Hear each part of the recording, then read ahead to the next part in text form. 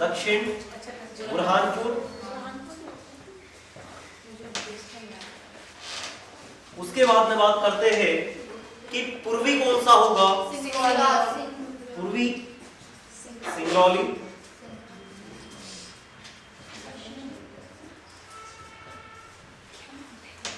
और पश्चिमी कौन सा हो जाएगा, पश्चिमी कौन सा होगा तो अलीराजपुर, यही होगा अलीराजपुर। 4 डिस्ट्रिक्ट आपको याद रखना है। उत्तर में बेटा आप एमपी देख रहे हो तो उत्तर में कौन सा आता है आपका, मुरैना।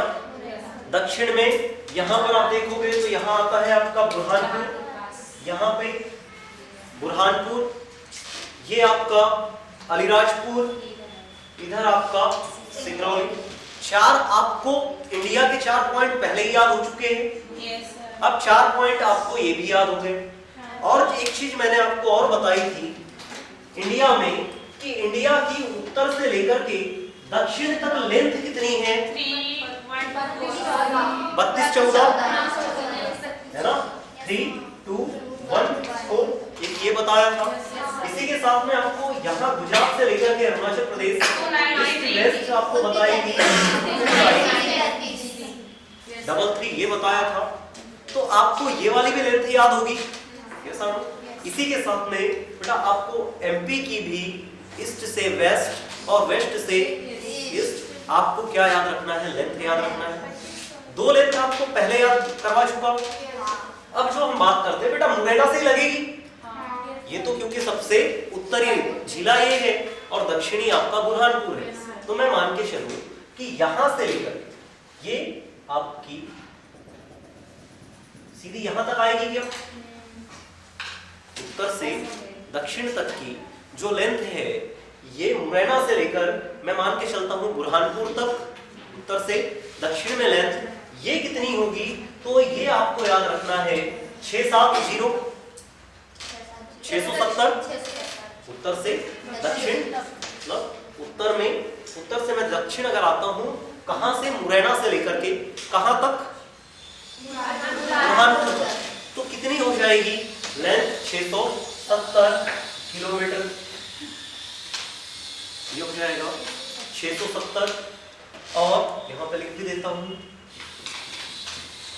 एमपी उत्तर से दक्षिण लंबाई कितनी होगी 670 किलोमीटर। और यही मैं पूर्व से क्या बेटा 1174 876 है बेटा, आई थिंक नर्मदा की, नर्मदा की 1077 हो गई। तो वो भी तो यहीं से निकलती है ना, सीधे नर्मदा को ऐसे ही रहती है, तो टेढ़ी पड़ी जाती है।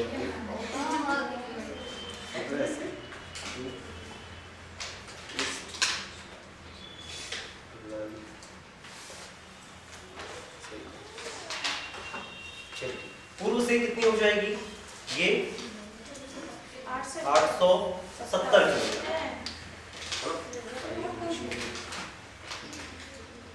पूर्व से पश्चिम में कितनी होगी,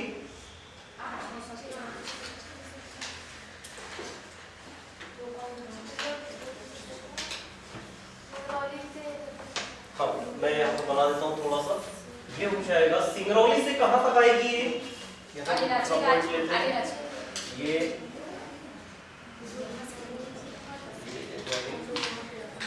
इधर तक आएगी क्या, एमपी सिंगरौली से लेकर के झाबुआ तक क्लियर कितनी हो जाएगी 870 और ये कितनी हो जाएगी सिंगरौली से लेकर के आपका कहां तक, बुरहानपुर, उत्तर से दक्षिण। अच्छा इधर हमने लिखा 32-14 और इधर लिखा हमने 2933, जबकि हमने यहाँ पे कितना लिखा है सिंगरौली से लेकर के, ये वाली कितनी हो गई 870, और ये वाली कितनी हो गई बेटा, इसको 670 नहीं 605 है ये ना, 6 हाँ बेटा इसको ये 605 होनी चाहिए, हाँ 670 870 दोनों सेम नहीं है ना, ये कितनी हो जाएगी 605 किलोमीटर उत्तर से दक्षिण में, और ईस्ट से वेस्ट में कितनी हो जाएगी 870। अब इसको लिखना कैसे है, एक तो ये लिख लोगे यस और नो, अब इसको कुछ नहीं, दो लाइनें बनाना, एक दो, ये इसमें लिख लेना आप कितना 605, और इसमें लिख लेना 870, उत्तर से दक्षिण में 605, ये हो जाएगा 605। ऐसा एरो बना करके आपको लिखना है, और इसको बीच में लिखना है ना, कोने पे मत लिखना, जरा बीच में आप अपने जैसे कॉपी के पेज पलटाते हो है ना, पेज पलटाएंगे आपको पहले नजरें वहीं आनी चाहिए, ऐसा दिखना चाहिए। हाँ, जहां भी आप लिखो पर आपको दिखना चाहिए कि पेज पलटा रहे हो तो आपको दिखना चाहिए, नहीं तो पता चले हमने लिख लिया है कोने पे और पेज पलटा रहे हमारी वो नजर ही नहीं आ रही उस पे कि कहाँ क्या लिखा है। तो क्लियर है क्या इतना? बताओ। उत्तरी बिंदु याद हो जाएगा, उत्तरी जिला, दक्षिणी जिला, पूर्वी और पश्चिम। क्लियर इतना? इसको अच्छा लेंथ आपको याद हो जाएगी। यहाँ पर एक चीज अब मैं लेंथ के साथ में एक चीज और लिख देता हूँ, यहीं पर एमपी का सबसे लंबा नेशनल हाईवे बेटा यहीं पर लिख लेना, एमपी का सबसे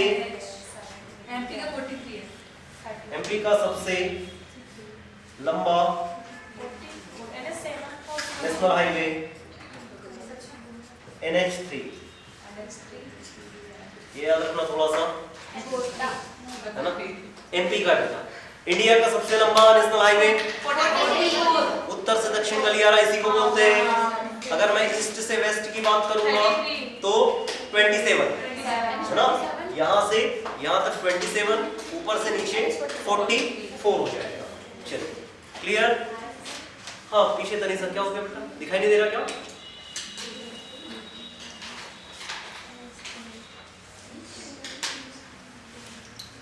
हो गया इतना? चलिए ये वाला रफ करता हूं मैं।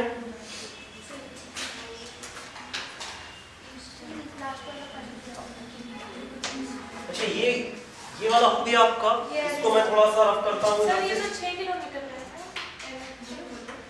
बेटा। एमपी का सबसे जो छोटा नेशनल हाईवे है NH7A है, जो कहाँ पे है वो आपका वेलिंगटन द्वीप है ना, केरल में बताया था आपको। Smallest national highway in India. अच्छा वो 6 किलोमीटर वाला है। अब थोड़ा सा इसको मैं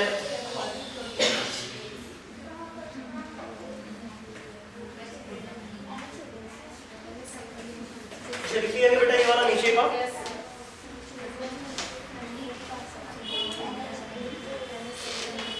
हाँ इधर देखिए थोड़ा इसकी बेटा लास्ट की इधर से इधर पे NH3 बेटा हाइट छोड़ दो उसकी लेंथ को।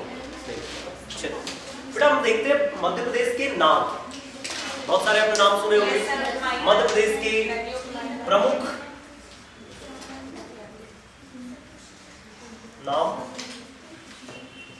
प्रमुख नाम में पहला तो आता है कि मध्य प्रदेश को नाम किसने दिया। क्लियर? पहला नाम यही आता है कि मध्य प्रदेश के द्वारा जो मध्य प्रदेश नाम दिया गया है उसका नाम किसने दिया है। तो नाम की बात करेंगे तो हमें याद रखना है भारत के पहले प्राइम मिनिस्टर कौन हो जाएंगे? पंडित जवाहरलाल नेहरू। याद रहेगा क्या? इन्होंने ही क्या दिया? नाम दिया भारत का, भारत में मध्य प्रदेश का। मध्य प्रदेश बेटा मध्य में होने के कारण ही इन्होंने क्या कहा? मध्य प्रदेश कहा। यहाँ पे लिख देता हूं मैं ना कि नाम क्या दिया इन्होंने? मध्य प्रदेश। अब इसके बाद में मध्य प्रदेश सेंटर में है इसलिए मध्य प्रदेश बोला गया। दूसरा हृदय प्रदेश। Yes sir. Sir Madhya Pradesh बना था तब यही थे सर पीएम।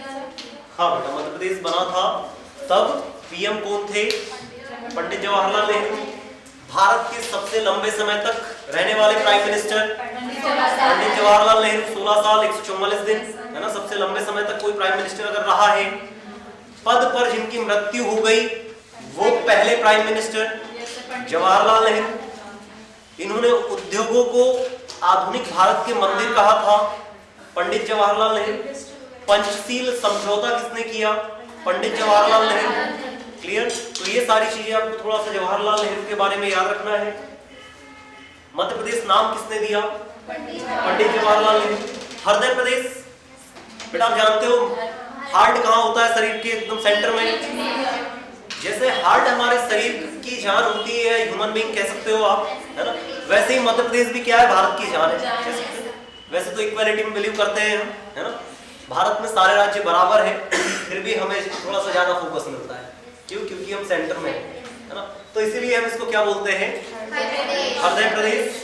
अच्छा, दूसरा और याद रखना है आपको, टाइगर स्टेट, या फिर मैं बोल सकता हूँ टाइगर स्टेट भी बोलते हैं, टाइगर स्टेट, टाइगर प्रदेश। वर्तमान में 524 टाइगर है। ये अभी बीच में 2 साल के लिए ये हमारे पास से जो टैग है टाइगर स्टेट का, ये बीच से कर्नाटक में 526 हो गए थे, है ना, कर्नाटक में 2 टाइगर बढ़ गए थे इसलिए उनको चला गया था। परंतु वर्तमान में ये किसके पास में है? टाइगर स्टेट किसको बोला जाता है? एमपी को। क्यों बोला जाता है? क्योंकि सबसे ज्यादा टाइगर यहीं पे है, क्योंकि सबसे ज्यादा नेशनल पार्क भी यहीं पे। पूरे देश में सबसे ज्यादा नेशनल पार्क कोई राज्य में है? एमपी में। कितने हैं? 11 नेशनल पार्क हैं। आपको बताया भी था डीएमके वर्सेस डीएमके ओएफसी, है ना, उसमें टोटल 11 आ जाएंगे। तो टाइगर स्टेट कितने, मतलब टाइगर स्टेट के नाम से एमपी को जाना जाता है, 524 टाइगर। तीसरा आपको याद रखना है तेंदुआ स्टेट। हाँ, तेंदुआ देखा है कि नहीं देखा? सर्च कर लेना, लेपर्ड, है ना, लेपर्ड स्टेट, है ना, मूवी वगैरह में या सर्च करके देख लेना, बहुत सारे आते हैं। तेंदुआ सबसे ज्यादा एमपी में पाए जाते हैं, तेंदुआ स्टेट बोलते हैं। इसी के साथ में बेटा हीरा यहीं पे पाया जाता है ना, तो मैं इसके साथ में डायमंड स्टेट या हीरा स्टेट,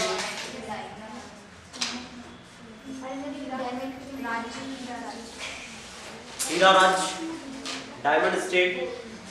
अच्छा, सबसे ज्यादा वन भी यहीं पे है क्या? इंडिया में सबसे ज्यादा फॉरेस्ट एरिया वाला राज्य कौन सा हो जाएगा? आपका एमपी हो जाएगा।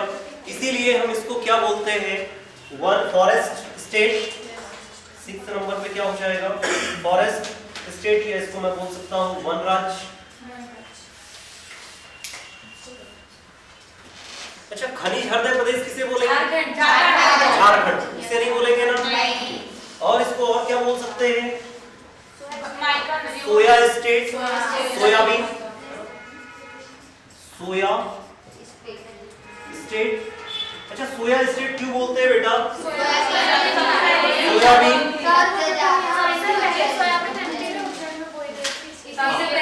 क्योंकि जो पहली बार सोयाबीन की खेती की गई उज्जैन में, उज्जैन के पास में आता है बेटा देवास, और देवास में भी कहां पर? तो आपने नाम सुना होगा, हाट पिपलिया विधानसभा सीट है, हाट पिपलिया, है ना।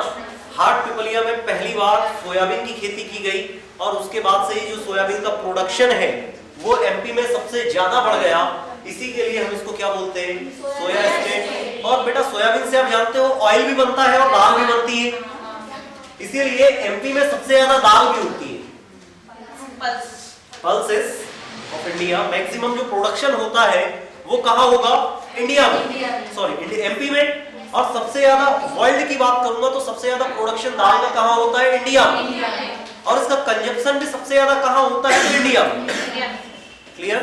जैसे चाय की मैंने बात की थी कि चाय सबसे ज्यादा चाइना में, परंतु कंज्यूमिंग सबसे ज्यादा चाय इंडिया में, परंतु दाल सबसे ज्यादा प्रोडक्शन भी इंडिया है और कंजप्शन भी सबसे ज्यादा इंडिया है। क्योंकि हम कुछ नहीं है सब्जी को तो क्या बनाएंगे? दाल। नहीं है तो फिर भी क्या बनाएंगे? दाल खाना। हर किसी में हम दाल जो सुबह शाम चाहिए, है ना, सब्जी हो या ना हो, दाल चावल कंपलसरी है कि हमें बनाना। क्लियर है क्या? इसीलिए दाल एमपी में सबसे ज्यादा, इंडिया में सबसे ज्यादा, कंजप्शन में भी सबसे ज्यादा। इसके बाद में 8th नंबर पे आप लिखिएगा, इधर लिखता हूं मैं, यहाँ पे नदियों का मायका,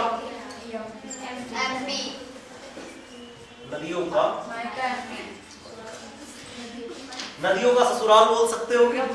मायका है। अच्छा, अदर स्टेट को मैं नदियों का ससुराल बोल दूं एमपी की, है ना? क्योंकि शादी होने के बाद में लड़कियां कहाँ चली जाती हैं? ससुराल में। और वर्तमान में ऐसा है कि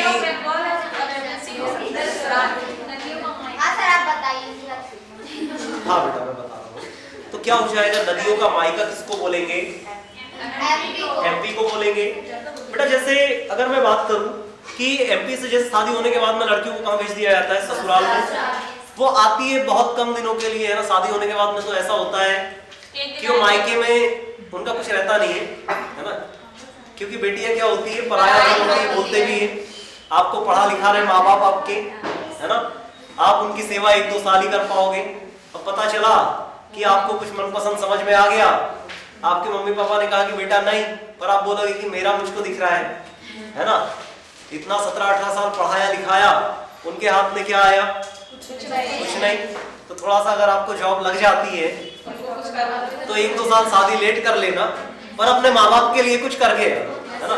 क्योंकि शादी के बाद में तो बेटा सब कुछ वो आप किसी और के माइंडसेट से चलने लगोगे, है ना? यहाँ सिर्फ कहने को है कि इक्वालिटी होती है, पर बहुत सारी चीजें हैं। अगर अंडरस्टैंडिंग पर्सन है जो आपकी भी समझ रहा है ना? फैमिली को भी लेकर के चल रहा है। नहीं तो ऐसा होता है कि अगर आपको जॉब लग रही है मान लो अभी, और शादी आपकी हो रही है 2 साल बाद, तो भी कुछ पर्सन ऐसे मैंने सुनने में आया कि वो पूछ रहे कि भैया अभी से तुमको जॉब लगी थी 2018 में, तब से अभी तक का पैसा कहाँ गया? है ना? तो ऐसे भी, तो खास करके ऐसे पर्सन से ही बचना है ना? ये पर्सन नहीं चाहिए। ये पीछे का क्या है माइंडसेट में, वो पीछे से रहता ना कि हाँ अच्छी खासी लाइफ को बर्बाद कर। भाई वर्तमान में ठीक है, जब से शादी हो रही है ठीक है, चलता है ना? कि कहाँ खर्च कर रहे हो, क्या कर रहे हो, पर ये 2 साल पहले का ये हिसाब देना जरूरी भी नहीं है, वो पर्सनल है हमारा। हम जहाँ यूज करें वहां करें। आप होते कौन हो भाई? वर्तमान से आप ले सकते हो, है ना? तो इसीलिए यहाँ पर आपको थोड़ा सा याद रखना है कि नदियों का मायका किसे कहते हैं? एमपी को। क्योंकि सारी नदियां कहाँ जाती है? एमपी से निकलकर अदर स्टेट में चली जाती है। चाहे नर्मदा की बात करो, चाहे सोन की बात करो, चाहे जोहिला की बात करो, क्षिप्रा, कालीसिंध, पार्वती, केन, सोन, टोन्स, वर्धा, बेतवा, पेंच, ताम्रपर्णी तमिलनाडु में है ना? ये सारी नदियां एमपी से निकल करके कहां चली जाती है? अदर स्टेट में। इसीलिए एमपी को क्या बोलते हैं? नदियों का मायका। अच्छा, और इसके बाद में और क्या बोल सकते हैं? तेंदुआ स्टेट हो गया आपका, डायमंड स्टेट हो गया, वन स्टेट हो गया, सोया स्टेट हो गया। अच्छा, और कुछ बोल सकते हैं क्या? चलिए ठीक है, इतने काफी है। 8 नाम आप याद रखना। अब इसके बाद में मैं कुछ आपको इसकी राजधानियां लिखा देता हूं, है ना? राजधानी एमपी की। अच्छा, लिख लिया क्या आपने? याद हो जाएगा। ये वैसे भी आपको याद होने चाहिए। कर्नाटक में 526 कहाँ चले गए? मर गए बेटा, मर जाते हैं। सर अभी बोले ना कि वन बिहार में 2 टाइगर लाए गए ना, वन बिहार में बेटा। चलिए राजधानी की बात करेंगे।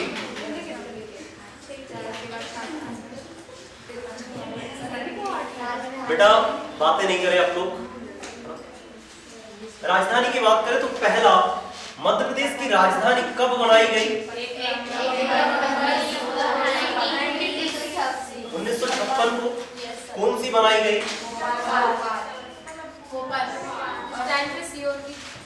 भोपाल। और उस समय में ये क्या थी? तो मैं लिखूंगा कि ये